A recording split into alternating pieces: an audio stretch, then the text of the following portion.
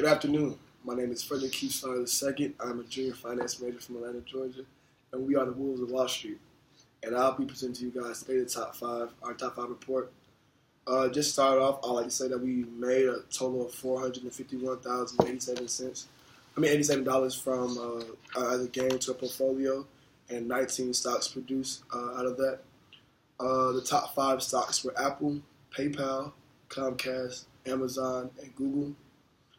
Apple currently has a PE ratio of $15.57 with EPS of $12.12 and a current price of $188.74. We recently watched a report from Warren Buffett talking about how Apple as a long-term investment is like a farm, and no matter how much you look at it and levy on it, it's always going to keep going. It's going to grow consistently. So, and also Apple has introduced into the market its first credit card, and it's talking about its first credit card. So that news has definitely been helpful towards the overall stock price. The next top stock was PayPal. PayPal has a price of $101.55 with a PE ratio of $59.39 and an EPS of $1.71.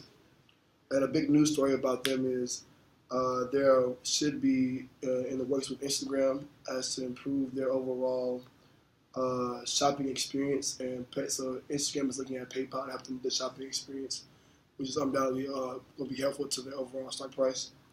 And lastly, Comcast. Comcast has a current price of $39.18, a PE ratio of $15.49, EPS of $2.53. A big story about Comcast is that it plans to purchase $50 million Esport Arena in South Philadelphia. So that definitely should bring positive publicity, and I'm going to pass it on to my brothers. Good afternoon. My name is Ian Jackson, senior finance major from Nashville, Tennessee, and I'll be covering two specific stocks that we invested in last week. The thing about these two stocks are they had positive daily changes. They were the only two stocks that in our portfolio that had that. So the first one is NextEra Energy. While the S&P negatively affected several financial sectors, not even financial, but just several sectors overall, the electrical utility sector was unaffected and actually produced profits for our portfolio. So NextEra Energy increased around 1%, while several other stocks throughout sectors decreased around 2%. So that was a very interesting find for us, and we might choose to reinvest or invest more into that stock. The second one is Southern Company. So Southern Company is an Atlanta-based company. They've actually produced 8 straight positive earning reports, so that's something to note.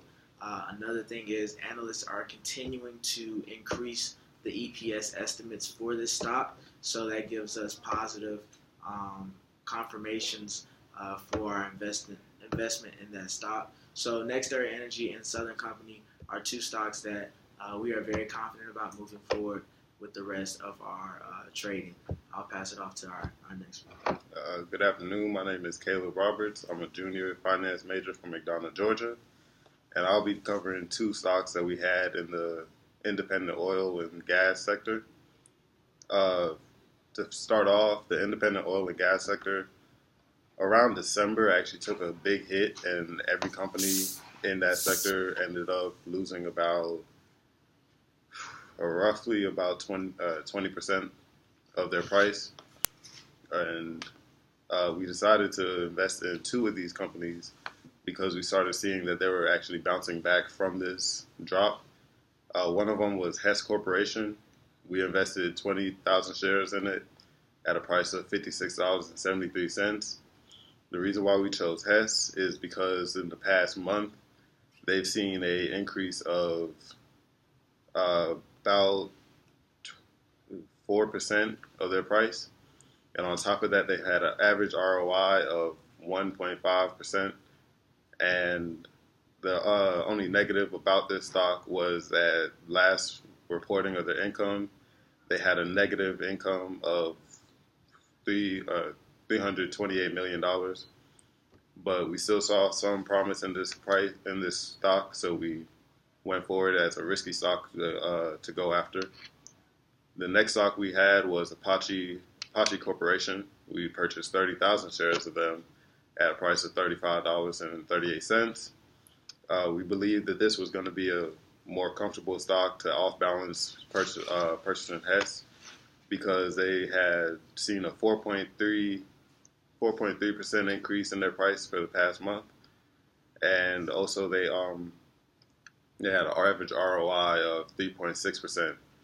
Their income was fairly well, 304 million for the past year, and analysts also said that this would be a perfect stock to hold on to going forward. And after that, I'll pass it on to my brother. Afternoon, my name is Jonathan Wade, senior finance major from Brooklyn, New York. Yeah.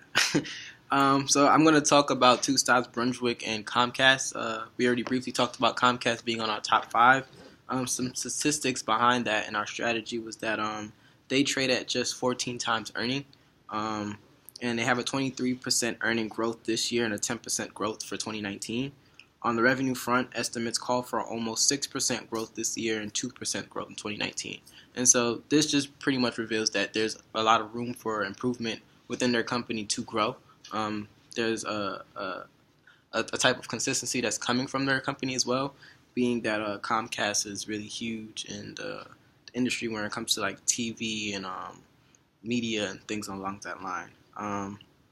Another thing that I found was the company's paid television business has faltered slightly due to cord cutting, and the media giant movie studio remains very strong in its TV assets, which can be another reason why Comcast is continuing to grow within the stocks.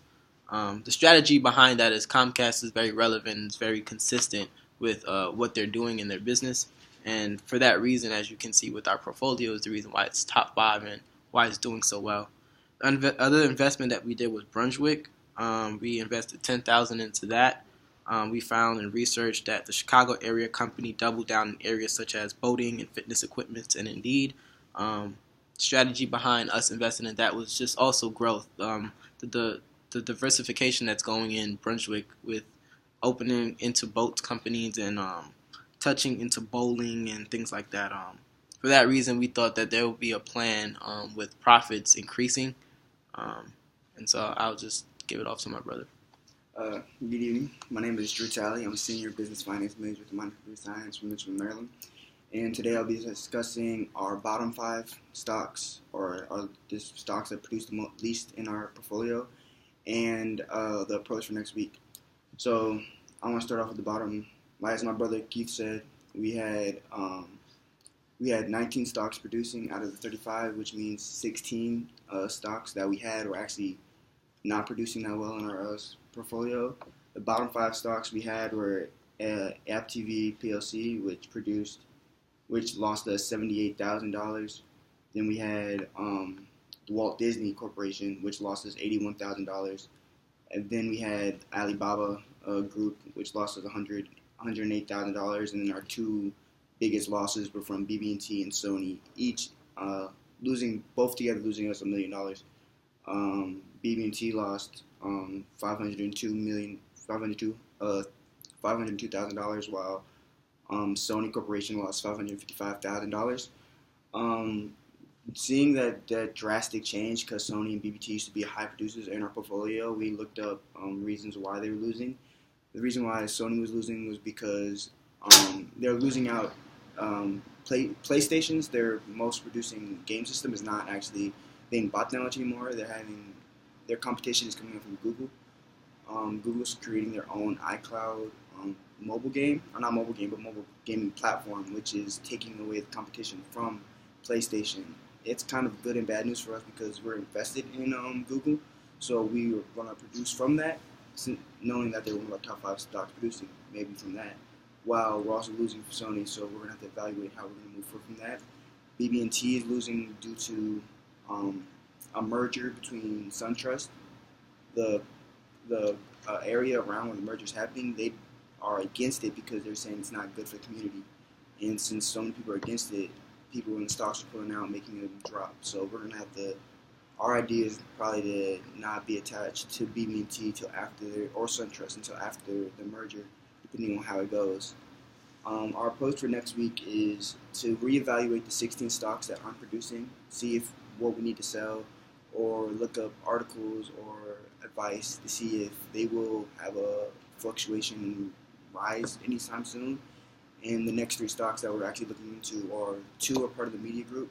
We're looking into investing in Marvel Corporation. Yes, they're owned by Disney also, but we know that they have recently just had a movie come out, Captain Marvel. It's looking like it's doing really well. So we're hoping that causes a rise in their stock and that we will be producing that. And another one is Monkey Paw Productions. They are in charge of. Just came out a new movie called Us by Jordan Peele. It's doing great. The last movie they did was Get Out, which was phenomenal. It was like groundbreaking, broke many records. So we're believing that and it's a new company. So we're believing that this company is going to eventually produce for us. And the last stock we're looking at is Twitter. Twitter is a viral mobile app that a lot of people use, that you might use, that I'm pretty sure a lot of my brothers use. And they're doing well, so we're going to look into those. And mostly just reevaluate the stocks that we produced in. And we are the Wolves of Wall Street. Thank you.